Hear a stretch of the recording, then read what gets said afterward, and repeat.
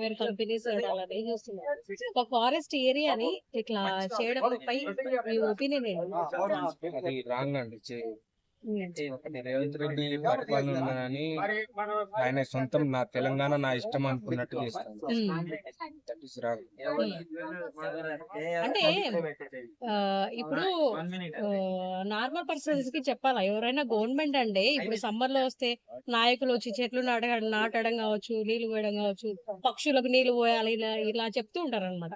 ఈ forest 400 acres ఫారెస్ట్‌లో విధ విధ రకాల జంతువులున్నాయి. వాటన్నిటి గురించి ఆలోచించాల్సిన బాధ్యత గవర్నమెంట్‌కి లేదంటారా మరి? అస్సలు లేదు రేవంత్ రెడ్డికి అయితే. హ్మ్. గవర్నమెంట్ ఉన్నదో లేదో తెలియదు కానీ ఫస్ట్ ఆఫ్ ఆల్ రేవంత్ రెడ్డికి లేదు. హ్మ్. వాటిని బతికించాలని ఇంకా పక్షులను పెంచాలి, ప్రకృతి కావాలనుకుంటారు కానీ ఎవరైనా మొత్తం నాశనం చేస్తాండి ఆయన. హైదరాబాద్ అనేది చాలా పెద్దది. ఇక్కడ పొల్యూషన్ ఏ విధంగా ఉంటదో మనందరికీ తెలుసు. ఆ! ఇట్లాంటి పార్కులు గాని, ఇవన్నీ డెవలప్ జేయాలి గానీ, ఇట్లా దీన్ని ఒక కార్పొరేట్ సంస్థకి ఏర్పాటు జేయాలనేది దానిపైన మీరేం జెప్తారు?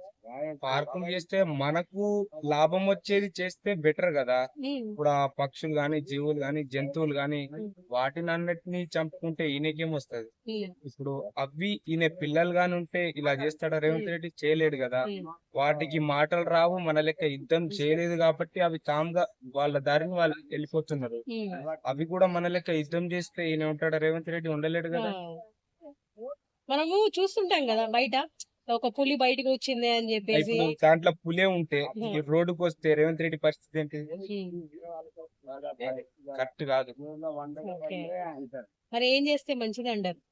అది ఇప్పటికైనా ఆపుకుంటే మంచిది. హ్మ్. అది ఏదైతే చేసిండ్రో క్లీన్ చేస్తారు కదా, చెట్లు అవి కొట్టేశారు కదా, హ్మ్. అక్కడ మళ్ళా హరితహారం పరిపాలన చేసి చెట్లు నాటితే ఇంకా బెటర్. హ్మ్. అక్కడిదక్కడనే ఆపేసి హ్మ్. అది ఏదైతే ఐటీ కంపెనీ చేయాలనుకుంటున్నారో అది వేరే ప్లేస్ కాడ చూసుకుంటే ఇంకా బెటర్ కదా. హ్మ్.